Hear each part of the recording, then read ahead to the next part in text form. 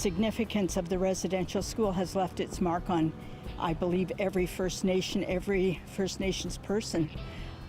You can't help but be affected by the callousness that was visited upon these innocent, helpless children. We are just maybe this first or second generation after residential school. I still choke up when I talk about it because that was my mom. And all the things she went through. And it's hard, it's hard to ask a victim how to help mend and take care of them. 215 children, their bodies found buried on the site of the former residential school near Kamloops, British Columbia. Our area pays tribute to the young lives taken. The Great Canadian Flag, along with those flying at government buildings across Canada at half-mast today in memory of the victims. I'm Chris Hensing. Thanks for joining us. Prime Minister Justin Trudeau says residential schools were a reality and that as a country, we have to own up to it. He's also promising more help for survivors. As a dad, I can't imagine what it would feel like to have my kids taken away from me. And as Prime Minister, I am appalled by the shameful policy that stole Indigenous children from their communities. I'm sorry.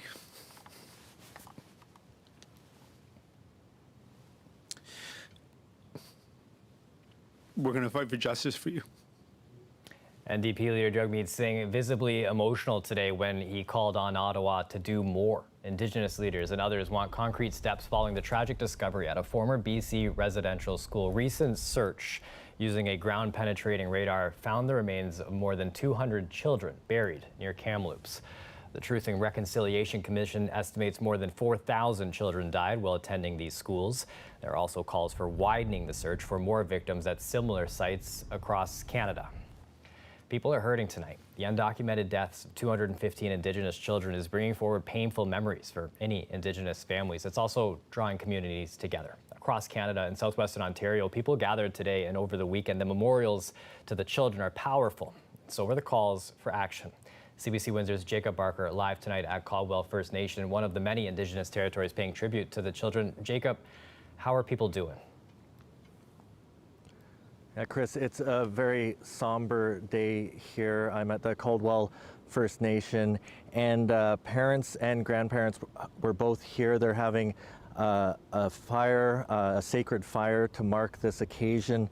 And it's a difficult experience. Family members, old and young, were all here to mark this, and it is very real. The trauma is very real, and it's intergenerational, and everybody is being affected by what was found in Kamloops. Children's shoes that were laid out by members of the Caldwell First Nation. There's a sacred fire burning, but we can't show it because it's ceremonial. In our traditions, when somebody passes on to the spirit world, part of our ceremony is that sacred fire, and that fire helps them on their journey to the spirit world. Those somebodies are 215 children. Ground-penetrating radar was used to survey the earth at the Kamloops Indian School. Their deaths were undocumented. The grim findings here are still sinking in. Was I surprised? No. And like I said before, I'm sure that this is just the extreme tip of the very top of the iceberg of what I hope will be uncovered. Truly, I would like for all those little ones to be brought back home. Like in Caldwell, memorials were held across the region. At Assumption Church in Windsor, children's shoes are symbolically laid out to show respect. Walpole Island First Nation and community members had this laid out at a memorial dedicated to those who attended residential schools. An estimated 150,000 children were sent to the schools, including Derek Sand's father, who was at the Mohawk School in Brantford. That pain, that trauma that he experienced, all the abuse, it'll always be there with him. And he'll never get over it. And it's affected us too, his children. He says there should be an international court that examines both Canada's and the Catholic Church's role with residential schools. Back at Caldwell First Nation, people are also calling for change. There are so many things that they could be doing for First Nations people, and it is time for them to start doing that, and recognizing that these residential school sites need to be exhumed. And I mean, the tale brought to light. People need to know what happened to their children, the ones that didn't come home. Now, earlier today, Ottawa did say that more supports are coming for survivors of residential schools, and you can bet that First Nations will be holding them to that. In 2015, the Truth and Reconciliation Commission did recommend and say that there should be more supports in place, things such as healing centers. But today, people here in Caldwell First Nation and everywhere in Canada are mourning, and they're looking to Ottawa for more than just words. Chris. Thanks, Jacob. CBC's Jacob Barker at Caldwell First Nation tonight. Support is available for anyone affected by the lingering effects of residential schools and those who are triggered by the latest reports. A National Indian Residential School Crisis Line is set up to provide support for former students and those affected. Now, people can access emotional and crisis referral services by calling the 24-hour National Crisis Line. It's 1-866-925-4419. The Skana Family Learning Center, an Indigenous-led organization in Windsor, sang a prayer and song this afternoon, wanting to raise their voices, sending the children on their journey to their spirit world.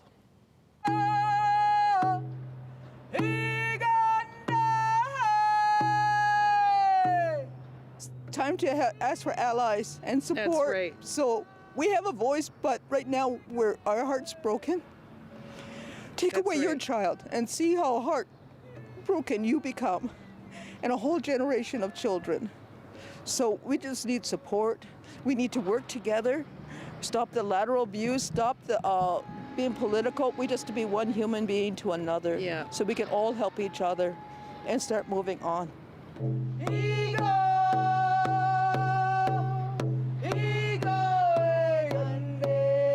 Warms my heart that we're being recognized. Even in Windsor, they put the flags at half-mast. That they're recognizing that yes, there was trauma done. Now what are your next steps? Now that you know, you're responsible for the next step. What are the actions are you going to do?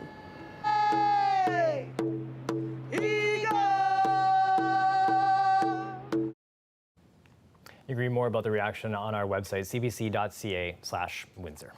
Home inspectors in Ontario are sounding the alarm. They're noticing that more and more buyers are bypassing full inspections. The CBC's Katerina Georgieva looks at why it's happening and the risks you might be taking.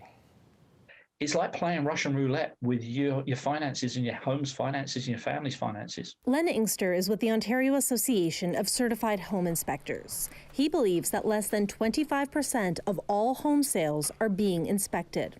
It's so out of control. Home buyers, I think that they now realize they're making the biggest purchase of their lives, but they have no protection. A number of things are at play. A red-hot market full of bidding wars and no-condition offers. Everyone in a hurry to buy or sell. This leads to a time crunch. Some sellers don't allow inspectors inside their homes at all. Others give them a 30-minute time cap. So more people are opting to go with limited scope inspections instead of full inspections, or foregoing inspections altogether, fearing it could interfere with the sale. In this current situation, Ontario buyers are in trouble. Matt Aram owns Third Eye Home Inspections. He worries people are being misinformed. They're being told that they can't have a home inspection, or they're not going to get the house, but that's just not the case. While pre-purchase inspections are largely a thing of the past, pre-offer inspections are still doable, but Aram cautions against limited scope approaches. They're not looking at the full house, the full picture of the home. So by missing little things in between, it costs people money. It's an approach popping up in Windsor-Essex, Chatham-Kent, Peterborough, and Kingston. The Windsor-Essex County Realtors Association says realtors do push for full inspections. But if time doesn't allow, the seller doesn't allow, or the market doesn't allow for some particular reason, then a limited scope is better than nothing, in my opinion. RM wants to see the industry regulated to make sure all inspectors meet the same bar, something Inkster has been fighting for years. Provincial reforms to the home inspection industry passed in 2017, but have yet to be implemented. Meanwhile, many inspectors are leaving the field. Inkster says they've lost 65% of professional inspectors in the province since 2019. And as the housing market continues to boom, This industry is bleeding, and there's nobody else there to protect consumers. Katerina Georgieva, CBC News, Windsor. The owners of Westcourt Place are trying to get an agreement with some of the tenants. They want them to remove their belongings from their units so they can start renovations. The building was damaged by fire in November of 2019, forcing nearly 200 people to find emergency housing. The tenants' lawyers came to an agreement with Westcourt, but a judge decided last week he didn't have jurisdiction to rule on it. His Honor delivered reasons explaining his concerns and asked for more submissions or asked us to work it out. That's where we are right now. So he didn't technically rule on the merits of that motion, and the motion is still before him now. No work has been done on the apartments yet. The owners of the building say the pandemic has delayed all of that. They are now willing to pay to move, clean, and store the personal belongings and return them wherever the tenants want. But they also want the leases with remaining tenants declared frustrated by a court. That means because of the fire and the pandemic, the landlord and the tenants can't live up to the terms of the lease. But the lawyers for the tenants say that has to be decided in the pending class action lawsuit. Now, the class action still has to be certified by a court. That will be dealt with in a virtual court proceeding in September. Meanwhile, some of the tenants frustrated it's taking so long to fix the damage.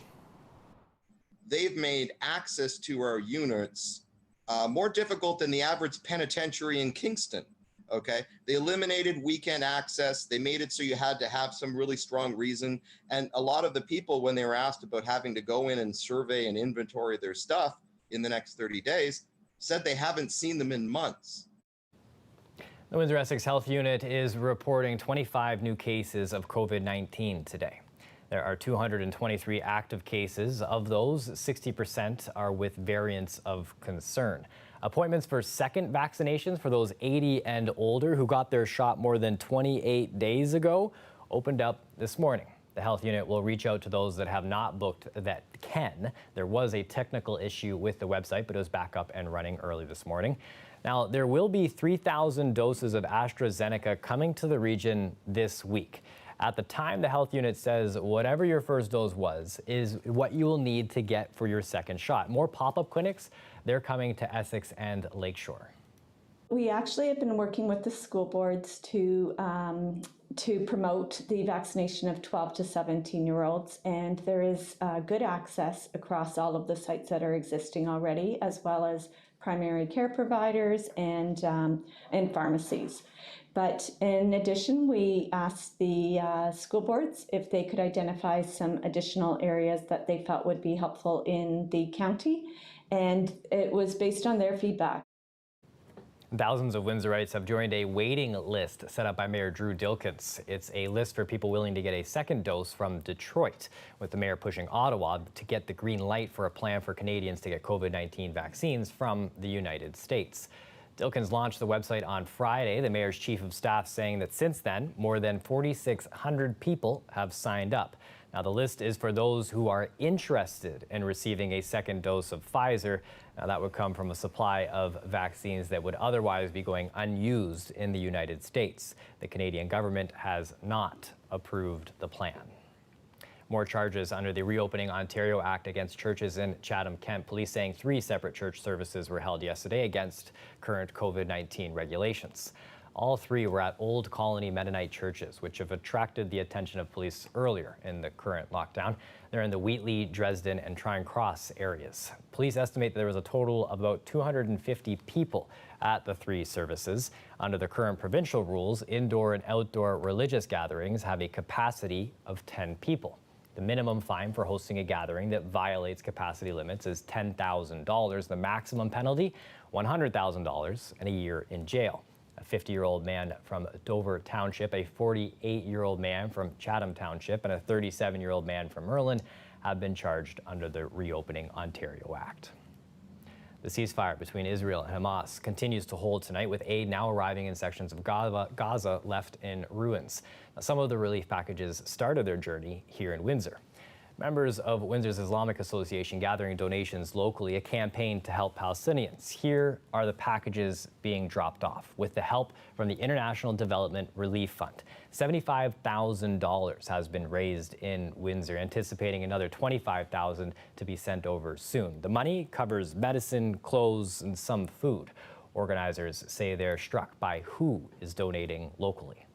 What has astounded me this time is that this has not been a Muslim effort.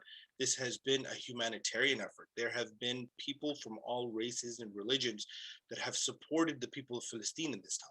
And they have supported, the Windsor community has really come together and broken those barriers of religion and have come together to help the people of Palestine as humanitarians. Why do you think that's happening now? Honestly, I think it's because of what they see in social media. I think they realize that this is not a Muslim issue. This is a humanitarian issue. This is a humanitarian concern that we need to either pressure our leaders to help whatever change needs to happen, make happen.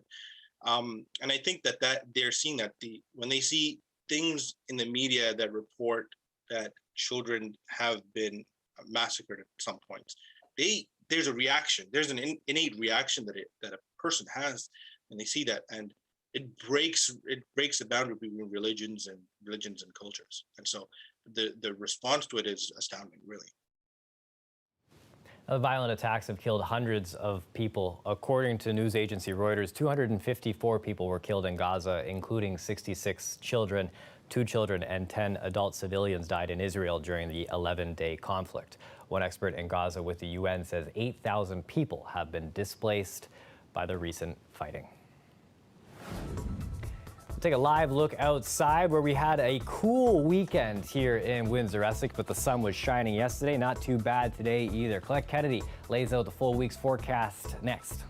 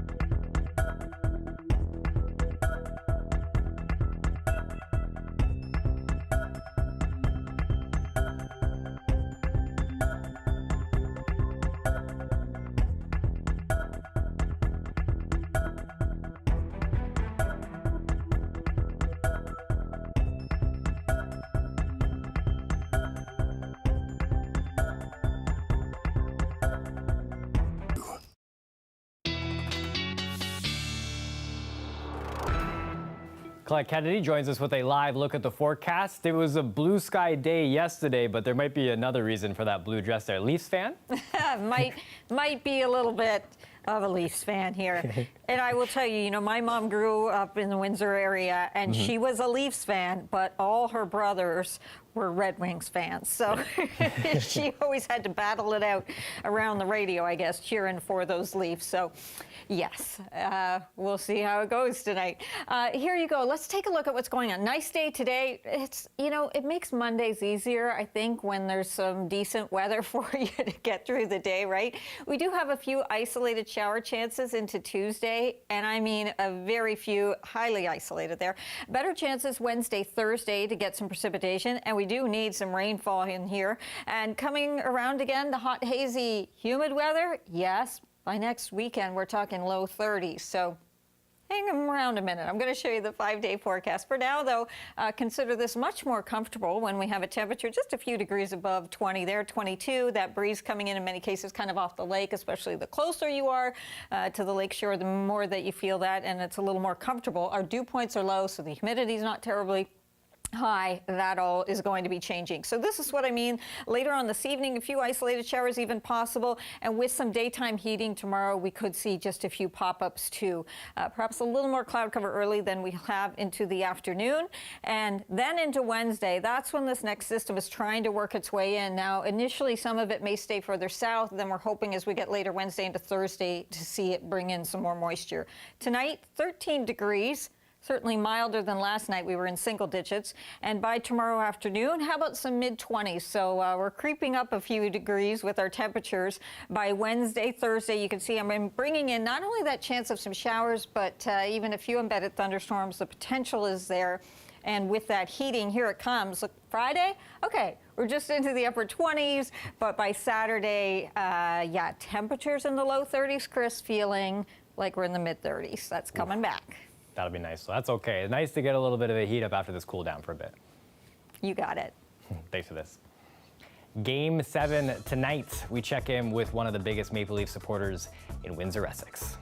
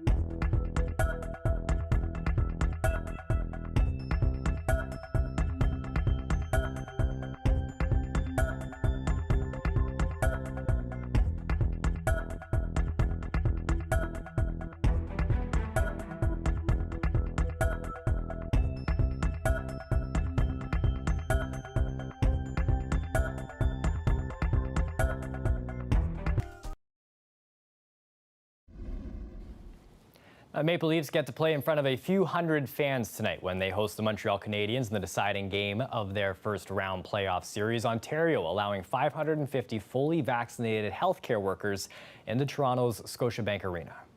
We were able to work with the docs all weekend, right up to midnight last night and this morning, and they gave us a choice, either 550 or nothing. And I'll take the 550 because we appreciate all the frontline healthcare workers that are going to go into a lottery system. And my only wish is I wish I could have 2,500, but the doc said 550, we'll take that. I want to thank Michael Freesdale, the CEO of MLSE, and his whole team down there, Nick Eves, and Brian Porter at Scotiabank, because all 550 are going to get a great Leafs jersey. Go Leafs, go. And one of the biggest Leafs fans in Windsor, Essex, is keeping his fingers and toes crossed for tonight's games. Kangaroo shot! Kangaroo shot! Kangaroo shot! All right! About a year ago, I posted a video of me doing a dance in my kitchen. It blew up. I gained like 30,000 followers. I just started doing more Maple Leaf stuff this year when the season started. I started going live for games and giving my reactions and stuff. And people seem to really gravitate towards that. And I think that's what's really gained a lot of my popularity on TikTok over this year. And I try to keep it light, you know, make it fun. Even when the Leafs lose, I try to post just to make everybody's loss a little bit easier, I guess. We can talk about hockey, we can talk about our frustrations and, you know, what we want to see to happen. And, you know, it's just a good time. Honestly, people, they come in, they like the vibe. They like that, you know, there's lots of other Leaf fans to come in and talk to. It's not the same as going to a bar and watching the game with your friends, but I think it's like the next best thing. At Christopher Weigel, an account to check out tomorrow morning, whatever happens tonight. The First Nations Police Service in Manitoba welcoming a new member and making a little history. Zion is the service's new police dog, and for his handler, the partnership marks a first. CBC's Riley Lachuk has the story. It may look like playtime, but this is work for Zion and Constable Travis Assiniboine. He's a really social dog. Assiniboine is training his new partner in crime fighting. This one-year-old Belgian Malinois will soon be on the front lines of the Manitoba First Nations Police Service. The pair will be based on a Pasquiat Cree Nation. Assiniboine is the police service's first First Nations dog handler. He loves people, he loves the attention, and he's a really smart dog. Assiniboine is from Dakota Teepee First Nation in southern Manitoba. He never thought he'd become a police officer until he was approached in 2013 by an officer who offered some career advice. In June, it will be 3 years since he joined the force. I'm very fortunate enough to have him as, you know, my partner for the next 7 to 10 years, as long as he could work. Assiniboine and Zion are training for 16 weeks in Brandon. They are learning search and rescue, drug and firearm detection, and suspect apprehension. The pair will also work on behavioral and obedience training. I went and did a ride along, and from there it kind of snowballed in from there. Assiniboine and Zion will head to OCN in August. He wants to show other First Nations youth what can be done if you set your mind to something and never look back. I'll do the best I can, and I want to be a role model for other First Nation youth that are wanting to get into the field of policing as well. He says it's a privilege and an honor to take on his new role. Riley Lachuk, CBC News, Brandon. That's it for us. We leave you tonight with pictures from the memorials popping up in Windsor, Essex in honor of the 215 children whose bodies were found buried at a residential school near Kamloops, British Columbia.